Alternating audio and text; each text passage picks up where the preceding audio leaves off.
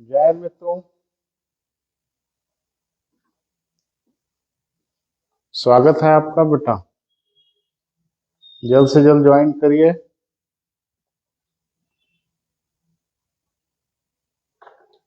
कल बहुत प्रयास किया बेटा, लेकिन क्लास लाइव नहीं हो पाई, तो आज हम बात करेंगे आपसे। तो सारे मित्रों से निवेदन है बेटा, जल्दी से जुड़े और हम लोग आगे चले। जहां चर्चा हुई थी उसके आगे हम लोग बात करते हैं।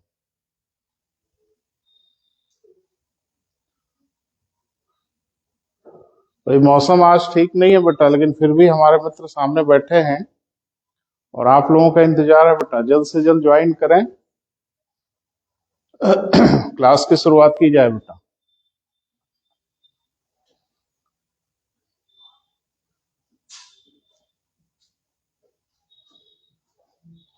सभी लोग बैठ जाओ बेटा, सब लोग बैठ जाइए।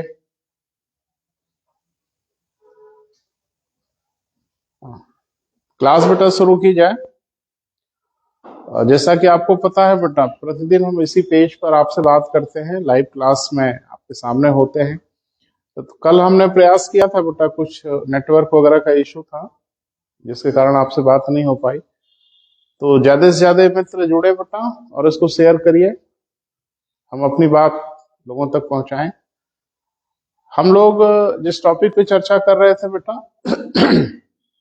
वह टॉपिक था हम लोगों का एटमॉस्फेरिक प्रेशर एंड विंड। तो विंड पे हम लोगों ने चर्चा किया और ये बताया कि जो पवन होती है, विंड होती है, वो ज्योग्राफी में जितनी भी प्रकार की हवाएं हैं उनको हम लोग तीन भागों में बांटते हैं। एक को हम लोग कहते हैं बेटा प्लेनेटरी विंड, प्रिवेलिंग विंड, और हिंदी में क्या कहते हैं बेटा उनको,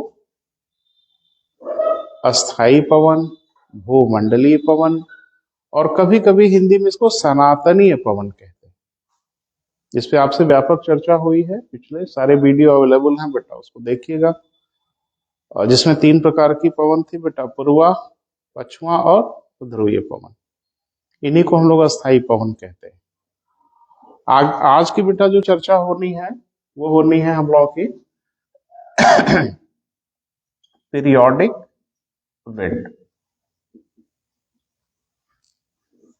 एक हमारे मित्र ने कहा था थोड़ा बड़ा लिखें बोर्ड पे।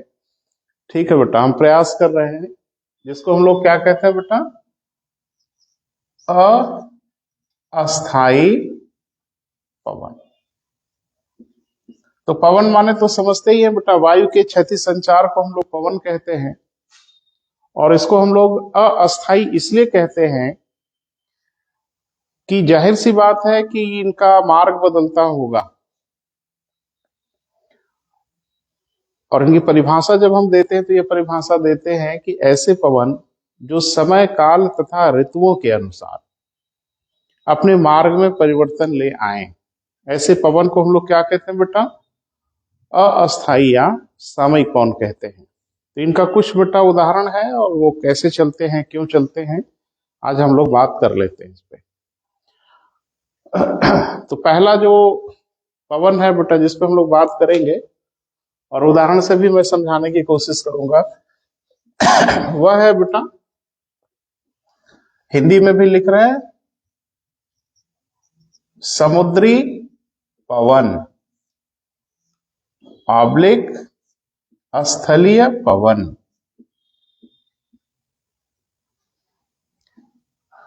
हाँ, इंग्लिश में इसको हम लोग क्या कहते हैं बेटा, सी ब्रीज। और इसको क्या कहते हैं बेटा, लैंड ब्रीज। तो समुद्री समीर और स्थलीय समीर, इनको हम लोग भूगोल में क्या कहते हैं बेटा, अस्थाई या सामयिक पवन कहते हैं। ये पवन क्यों ऐसे चलते हैं, और ये देखा जाता है कि समय के साथ साथ ये अपना मार्ग बदल देते हैं। आखिर ये परिवर्तन होता क्यों है बेटा, तो थोड़ा सा इसको समझने का हम लोग प्रयास कर रहे हैं।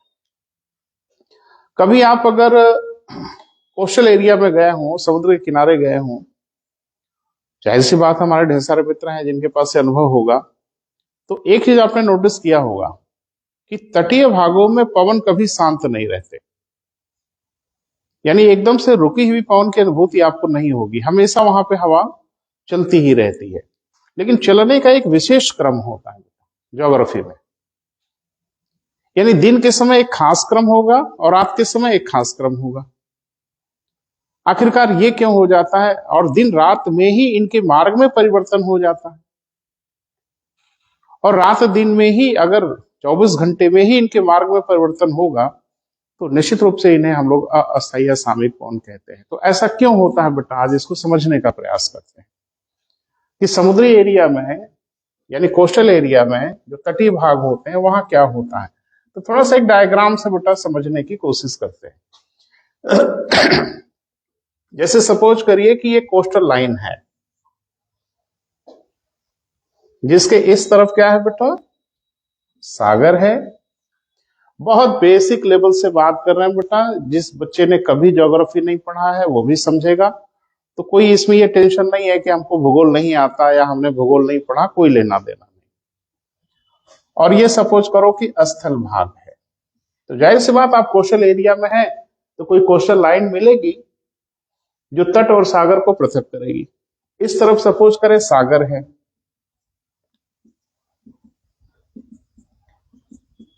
क्लियर है बेटा, और समय है दिन का। सपोज करें ये टाइम कब का है बेटा, दिन का समय है। अब जाहिर सी बात है कि यहाँ पे जो सूर्यताप आएगा, कम ज्यादा जो भी हो, वो सूर्यताप तो आएगा ही। स्थलों पर भी वही सूर्यताप पड़ेगा और सागरों में भी वही सूर्यताप पड़ेगा।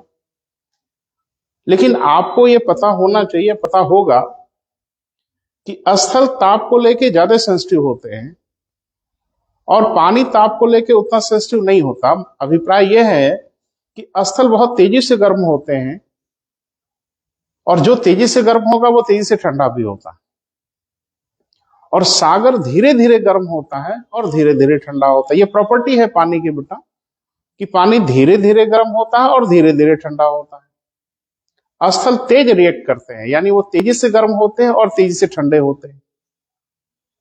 बड़ी मजेदार बात यह है कि मान लो कि यहाँ सूर्यताप दोनों जगह एक बराबर आ रहा है। सपोज करो 100 यूनिट सूर्यताप इधर भी आ रहा है और इधर भी आ रहा है। स्थल ज्यादा गर्म हो जाते हैं सागरों की तुलना में। क्लियर हो रहा है? अब ये बच्चों के दिमाग में प्रश्न आता है कि सर एक बराबर ही सूर्यताप दोनों तरफ आ रहा है, तो स्थल ज्यादा क्यों गर्म हो जाते हैं, सागर क्यों कम गर्म होते हैं? पहले इसका जवाब हम लोग ढूंढते हैं। सागर में जो प्रकाश है बेटा, सूर्य की जो किरणें हैं, वो लगभग 183 मीटर गहराई तक प्रवेश करती है। मोटा मोटा आप कह सकते हो 200 मीटर की गहराई तक जाती है।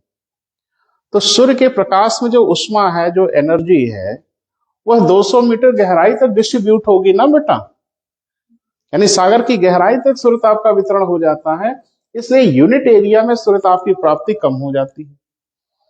सूर्य की किरणें स्थल के अंदर प्रवेश नहीं कर पाती, पेनिट्रेट नहीं कर पाती, इसलिए जितना सूर्यताप स्थल पे मिलता है सब स्थल पर ही बिखरता है।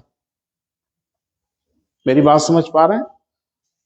क्लियर हो रहा है? सूर्यताप दोनों जगह बराबर है बेटा, लेकिन यहां सूर्यताप या सूर्य की किरणें लगभग 200 मीटर गहराई तक जाती हैं, तो हर लेयर पे सूर्यताप का वितरण हो जाएगा ना बेटा, तो यूनिट एरिया में सूर्यताप की प्राप्ति अपेक्षाकृत कम दिखेगी। स्थल पे सूर्य की किरणें बहुत गहराई तक प्रवेश नहीं कर पाती, और गहराई तक क्या, स्थल पे सिर्फ सरफेस पे बिखरती हैं, इसलिए पर यूनिट एरिया में टेम्परेचर की वृद्धि हो जाती है। और यही कारण है कि स्थल ज्यादा गर्म होते हैं और पानी कम गर्म होता है तब, जबकि पानी अधिक सूर्यताप ग्रहण करता है। आपने पढ़ा है एल्बिडो? अरे भाई, पिछले वीडियो में आपसे बात हुआ था कि जल का एल्बिडो सबसे कम होता है, 2 से 3% होता है, यानी ये ज्यादा सूर्यताप को ग्रहण कर लेता है लेकिन डिस्ट्रीब्यूट ज्यादा हो जाता है। ग्रहण तो करता है ज्यादा लेकिन उसका वितरण ज्यादा हो जाता है। अब क्या होता है कि स्थल ज्यादा गर्म हो जाते हैं, कब? दिन के समय, और सागर उसकी तुलना में कम गर्म होते हैं। ध्यान रखना बेटा, ठंडा और गर्म एक सापेक्षिक शब्द है, एक रिलेटिव टर्म है। कोई ठंडा है तो किसके सापेक्ष, और कोई गर्म है तो किसके सापेक्ष? कोई ठंडा गर्म एब्सोल्यूट फेनोमेना नहीं होती बेटा। तो ध्यान रखना, स्थलों के सापेक्ष सागर कम गर्म होते हैं।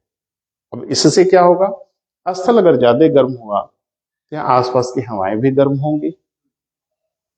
और पिछले 2-3 लेक्चर से लाइव क्लास में हम आपसे बात कर रहे हैं कि स्थल अगर ज्यादा गर्म होंगे तो हवाएं भी गर्म होंगी, और हवाएं गर्म होंगी तो उनकी क्या प्रॉपर्टी है आपको पता है, वो अपना आयतन बढ़ाती हैं, उनकी डेंसिटी घटती है और ऊपर की ओर उठती है।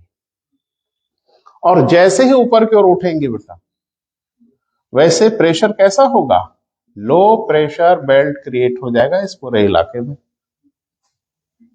दिन के समय। और ठीक उसी समय सागरों पर इसकी तुलना में कम गर्मी होती है, तो यहां पे क्या क्रिएट हो जाएगा, हाई प्रेशर बेल्ट। बोले दिन के समय ऐसा होगा ना बेटा, स्थल ज्यादा गर्म होंगे तो स्थलों पे लो प्रेशर बेल्ट क्रिएट होगा, सागर कम गर्म होंगे तो इनकी तुलना में यहां पे हाई प्रेशर बेल्ट होगा, और बस कहानी साफ है। पवन किधर से किधर चलते हैं बेटा, हाई प्रेशर बेल्ट से लो प्रेशर बेल्ट की ओर चलते हैं। और मैंने कहा था कि पूरी ज्योग्राफी में इसका एक भी अपवाद नहीं है। तो पवन का प्रवाह सागरों से हो जाएगा किधर बेटा, स्थल की ओर। पवन जिधर से आते हैं वही उनका नाम होता है, जिधर जाते हैं बेटा उससे लेना देना नहीं है। पवन जिधर से आ रहे होते हैं वही उनका नाम होता है। तो आ किधर से रहे, सागर से, और सागर से आ रहे हैं तो इसलिए इनको नाम दे देंगे समुद्री पवन या सी ब्रिज। लेकिन ये कब होता है बेटा, दिन के समय। क्लियर है, क्योंकि स्थल तेजी से गर्म होते हैं और तेजी से ठंडे होते हैं, पानी धीरे धीरे गर्म होता है, धीरे धीरे ठंडा होता है। ये क्लियर हुआ। तो स्थलीय समीर और समुद्री समीर में जरा सा समझने की कोशिश करिए कि समुद्री जो समीर, अच्छा समीर समझते हैं। एक मित्र ने फोन करके मुझे पूछा कि पवन और समीर में क्या अंतर है। कोई अंतर नहीं है। हिंदी भाषा के हिसाब से समीर पवन का पर्यायवाची है, लेकिन ज्योग्राफी में थोड़ा सा अंतर है। जब गति मंद हो जाती है, धीमी हो जाती है पवन की, तो उसे हम लोग समीर कहते हैं। मंद मंद जब चलने लगे, धीमे धीमे चलने लगे, तो उसको हम लोग क्या कहते हैं, समीर। तो दिन के समय कोस्टल एरिया में कौन सी पवन महसूस होगी बेटा, समुद्री पवन या सी ब्रिज महसूस होगी। वो सागर से किधर आएगी, स्थलों की ओर। और कभी कोस्टल एरिया में जाइएगा तो इसको नोटिस करिएगा, ऐसा ही होगा। क्लियर बेटा। तो दिन के समय कौन सा बेटा, समुद्री पवन। कोस्टल एरिया में समुद्री पवन का प्रवाह कब होगा, दिन के समय होगा। अब जरा रात की कल्पना करें।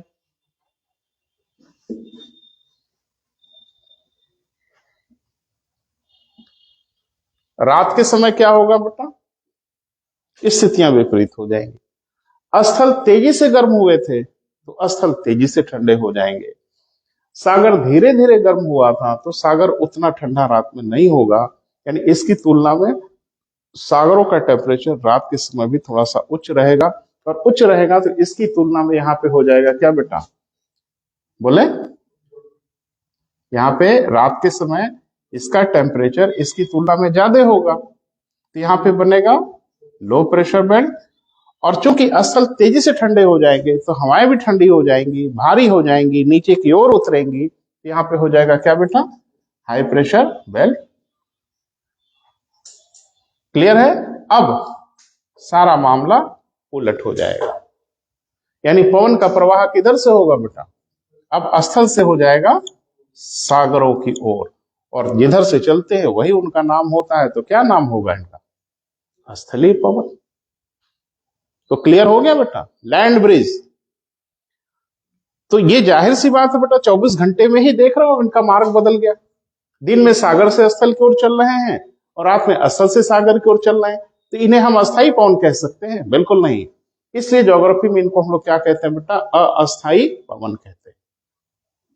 मुझे लगता है क्लियर हुआ। कोई याद करने की जरूरत बिल्कुल नहीं है। डायग्राम दिमाग में रहेगा बेटा, आप बता देंगे, लेकिन अगर याद ही करने की जिद पे आमादा है तो याद कर लीजिए। रात्रि के समय स्थलीय पवन और दिन के समय समुद्री पवन। और इसीलिए दोनों को हम लोग क्या कहते हैं बेटा, सामयिक पवन। क्योंकि क्या परिभाषा थी, समय काल तथा ऋतु के अनुसार जो पवन अपना मार्ग बदल लें उनको हम लोग अस्थायी या सामयिक पवन कहते हैं। तो दो पवन की चर्चा हुई बेटा, बोले। हाँ, ढेर सारे मित्र बेटा जुड़ नहीं पा रहे हैं, तो ज्यादा से ज्यादा जुड़िए। आज नेट बहुत बढ़िया काम कर रहा है बेटा, तो आज आपसे बात करेंगे हम थोड़ी देर तक। अब अगला जो है दो पवन है, उनको भी जोड़े में ही पढ़ेंगे, पेयर में ही पढ़ेंगे।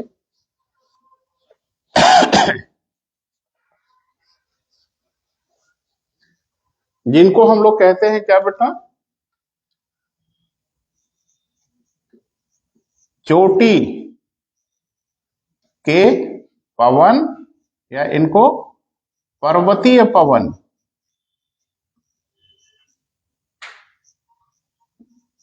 कहते हैं। और इसी का काउंटर पार्ट होता है बेटा, जिसको हम लोग घाटी के पवन कहते हैं। इंग्लिश में भी नाम देख लें, इसको हम लोग कहते हैं बेटा कैटाबैटिक विंड, और इसको क्या कहते हैं बेटा, एनाबैटिक विंड। हाँ, ध्यान रखिएगा, खास करके जो हमारे हिंदी वाले मित्र हैं कि इनका नाम हिंदी में पूछ लेता है। कैटाबैटिक पवन किसे कहते हैं, एनाबैटिक।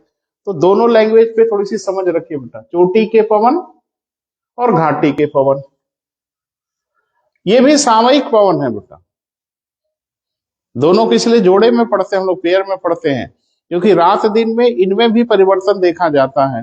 तो थोड़ा सा इसको भी देख लेते हैं, यानी चोटी के पवन और घाटी के पवन कब चलते हैं और काहे अपना मार्ग बदलते हैं। बोले बेटा, क्योंकि मार्ग बदलते हैं और ये परिवर्तन भी रात और दिन में ही होता है, इसलिए इनको भी हम लोग अस्थायी या सामयिक पवन कहते हैं। तो थोड़ा सा एक उदाहरण से बेटा, एक डायग्राम से समझने का प्रयास करिए।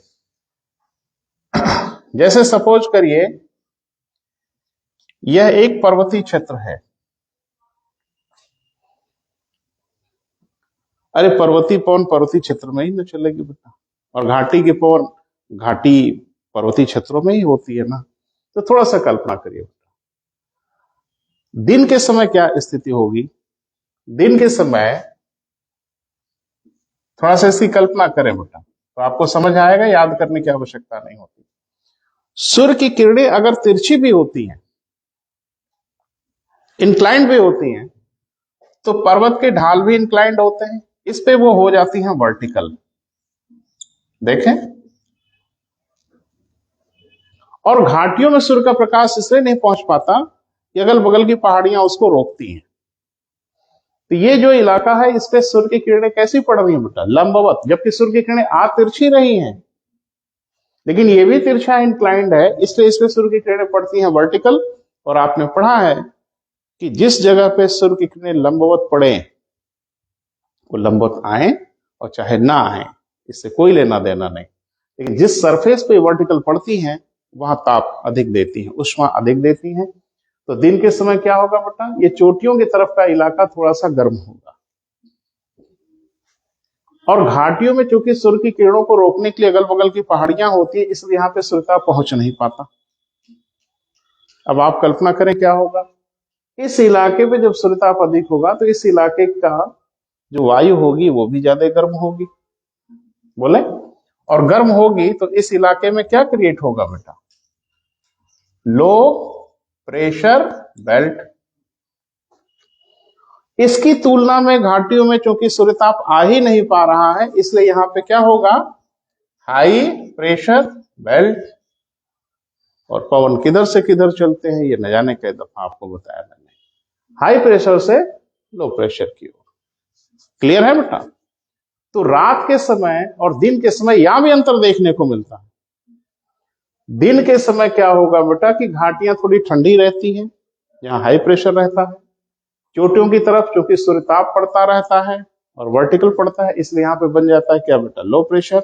और अब पवन का संचार होगा घाटी से चोटी की ओर। और क्या कहा था बेटा, जिधर से ये चलते हैं वही उनका नाम होता है। तो इनको क्या बोलेंगे हम लोग, घाटी के पवन, या इंग्लिश में एनाबैटिक विंड।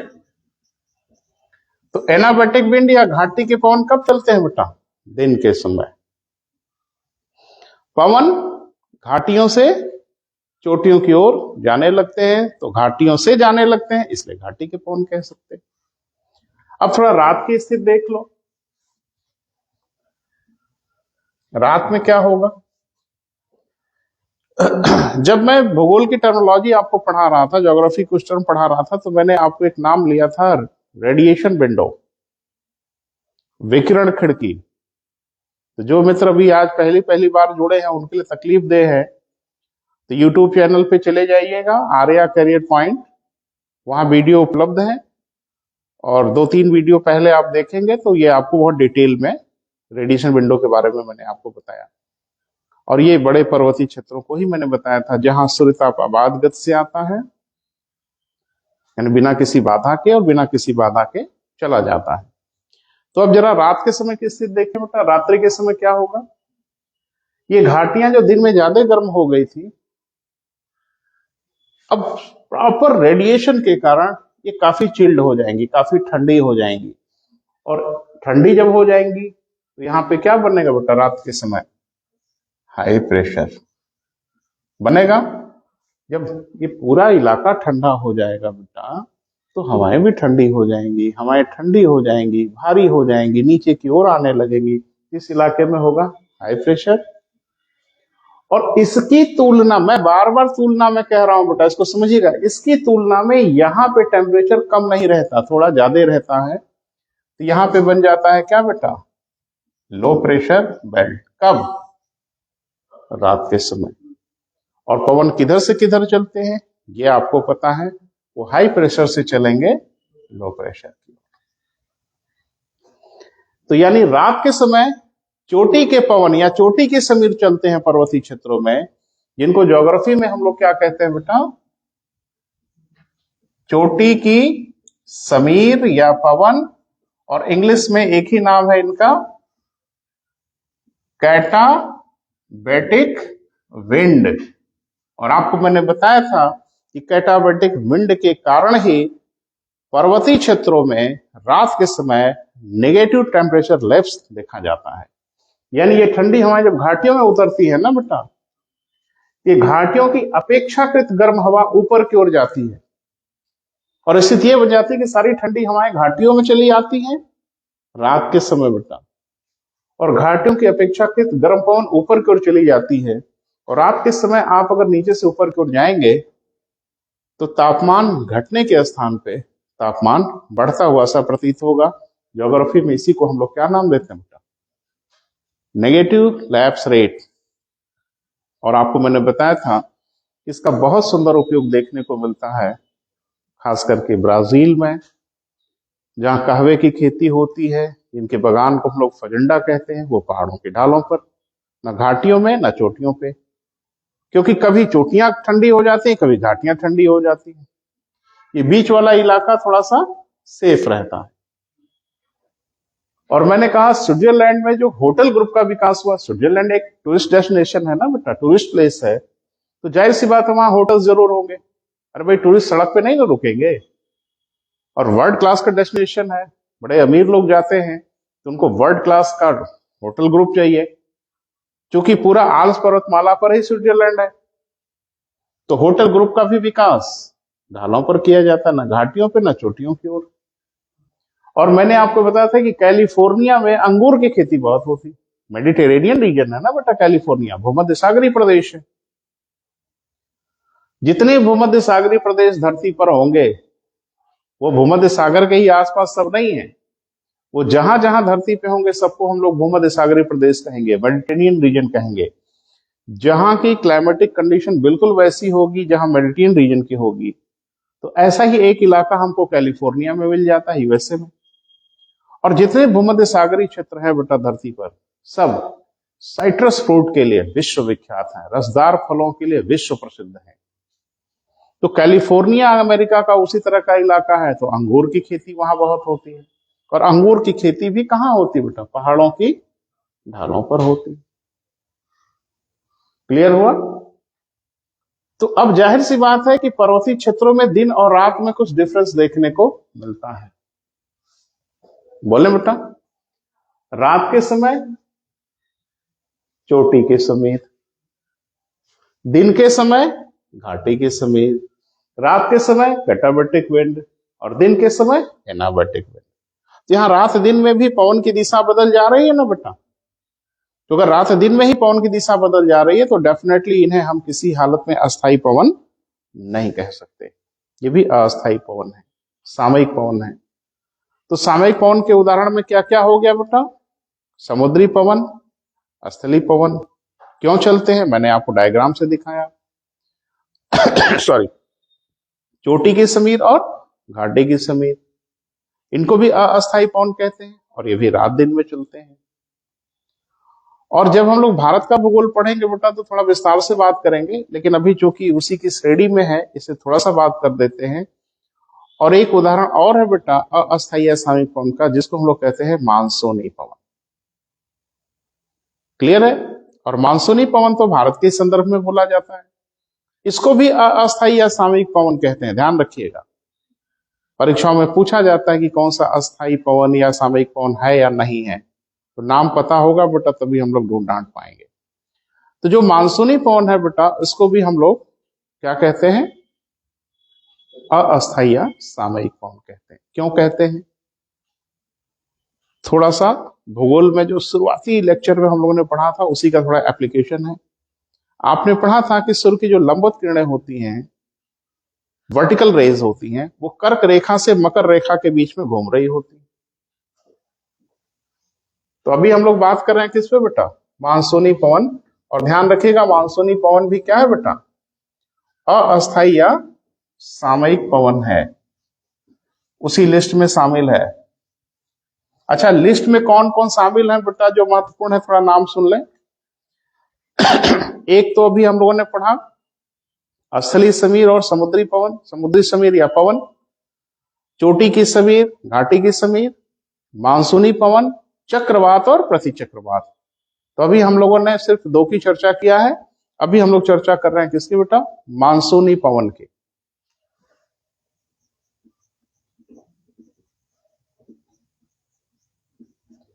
ये क्या आफत है बेटा, इसको थोड़ा सा समझना है। और इसे भी हम लोग अस्थायी या सामयिक पवन कहते हैं। तो थोड़ा सा देखने की कोशिश करिए बेटा डायग्राम से। ये आपकी है विषुवत रेखा, ये है आपकी कर्क रेखा, ट्रॉपिक ऑफ कैंसर। अक्षांश आपको पता है 23.5 अंश उत्तरी अक्षांश। और ये क्या है बेटा? बोलिए। हाँ, मकर रेखा,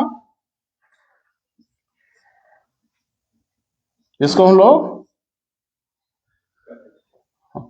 ट्रॉपिक ऑफ कैप्रिकॉर्न कहते हैं बेटा, 23.5 अंश दक्षिणी अक्षांश। क्लियर है? अब थोड़ा सा इसको देखिए, तभी मानसूनी पवन को बेटा हम लोग समझ पाएंगे। जो प्रायद्वीपीय भारत है वो तो कुछ ऐसा है।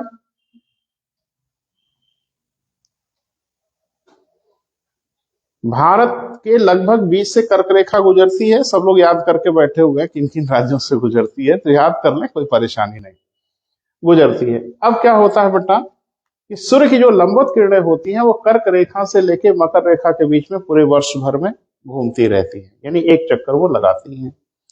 और आपने पढ़ा है कि 21 जून को सूर्य की लंबवत किरणें कर्क रेखा पर पड़ने लगती हैं। बोले बेटा। और आपने पढ़ा है कि 22 दिसंबर को सूर्य की लंबवत किरणें मकर रेखा पे पड़ने लगती है। और इस रेखा से इस रेखा का अगर आप एक चक्कर लगाओगे बीच में, तो जाहिर सी बात है विषुवत रेखा को 2 बार पार करोगे, एक बार आते हुए और एक बार जाते हुए। तो वो भी 2 दिन मिलता है बेटा,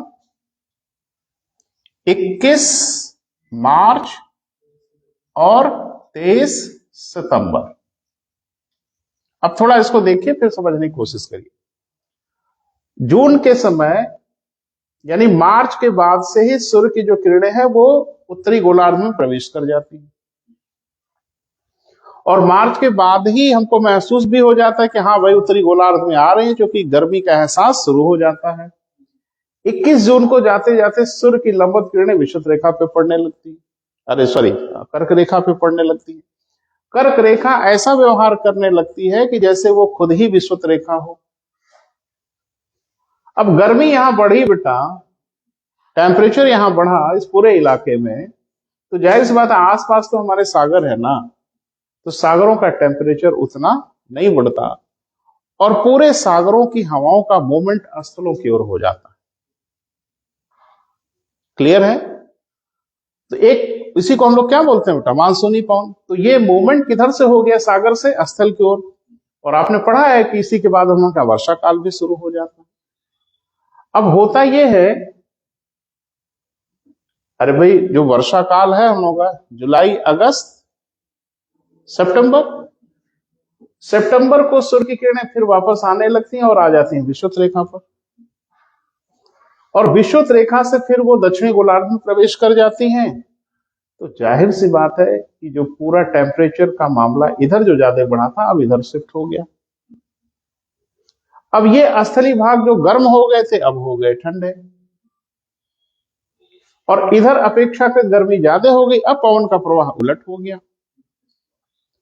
अब वो किसी स्थल से सागर की ओर चलने लगते हैं। तो ये देखा जाता है कि भारतीय उपमहाद्वीप में लगभग 6 महीने पवन का प्रवाह सागर से स्थल की ओर, और लगभग 6 महीने पवन का प्रवाह स्थल से सागर की ओर। तो वर्ष भर में ही इनके मार्ग में परिवर्तन हुआ ना बेटा, और इनके मार्ग में अगर परिवर्तन हुआ तो जाहिर सी बात है कि अस्थायी सामयिक पवन ही कहलाएंगे। जब भारत का भूगोल पढ़ेंगे ना बेटा, तो मानसून बड़ा कॉम्प्लिकेटेड है भारत का, उसमें ढेर सारे वेरिएबल हैं, ढेर सारे चर हैं। फलान महोदय ने भी समझाने की कोशिश किया, ढेर सारे लोगों ने बताने की कोशिश किया, उसके कई वेरिएबल हैं, जेट स्ट्रीम की भी भूमिका है, हम सब पे बात करेंगे। लेकिन आज के डेट में जो हम लोगों का प्लान है, जिसपे हम लोगों को फोकस करना है, वह अस्थायी सामयिक पवन। तो अब फिर से रिपीट कर देते हैं बेटा, समुद्री पवन, स्थलीय पवन, चोटी की समीर, घाटी की समीर, और मानसूनी पवन। ये सब के सब क्या है बेटा, अस्थायी सामयिक। कोई रात दिन में बदल जाता है, कोई वर्ष भर में बदल जाता है, लेकिन अगर उसकी दिशा बदल गई तो अस्थायी पवन नहीं कहेंगे।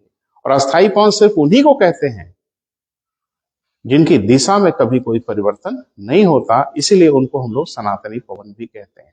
ध्यान रखिएगा बेटा, अस्थायी और सामयिक पवन का एक बहुत ही सुंदर उदाहरण है और बहुत बड़ा टॉपिक है, जिसकी चर्चा तो आज संभव नहीं हो पाएगी, क्योंकि बीच में छोड़ना ठीक नहीं है, उसको पूरा ही करना होगा। और वो है बेटा चक्रवात और प्रतिचक्रवात, साइक्लोन और एंटी साइक्लोन। इस पे चर्चा बेटा आज नहीं कल करेंगे, और अपनी प्रतिक्रिया जरूर दीजिए बेटा। सारे मित्र अपना रिस्पांस करें, समझ में आया नहीं आया, कुछ परेशानी होगी तो सामने भी हमारे मित्र बैठे हैं, तो इनके चेहरे पे तो चमक दिख रही है, चेहरे पे आपके भी चमक दिखनी चाहिए। अगर कोई परेशानी है तो अपनी प्रतिक्रिया अवश्य दीजिए, हम उसका समाधान करेंगे। मेरे चैनल आर्या करियर पॉइंट को जरूर सब्सक्राइब करिए बेटा, पूरा भूगोल आपको मैं वहां उपलब्ध करा रहा हूं निःशुल्क। अभी ढेर सारी परीक्षाओं का दौर भी आ रहा है, ढेर सारी परीक्षाएं भी हो रही हैं। अभी आप देख रहे हैं यूपी में अगर आप देखें तो लेखपाल की वैकेंसी भी आ गई है, हर चीज महत्वपूर्ण है। सिपाही की परीक्षा में अगर अस्थायी पवन पूछा जा रहा है तो किसी परीक्षा में पूछा जाएगा। तो सतर्क रहना बेटा, सावधान रहना है, पढ़ाई करिए। हर कंपटीशन की तैयारी हम आपको घर बैठे करा देंगे। ठंड में रजाई ओढ़ के लाइव क्लास का आनंद ले रहे हैं, ये मुझे पता है। ठीक है बेटा, तो थैंक यू, कल मिलते हैं बेटा।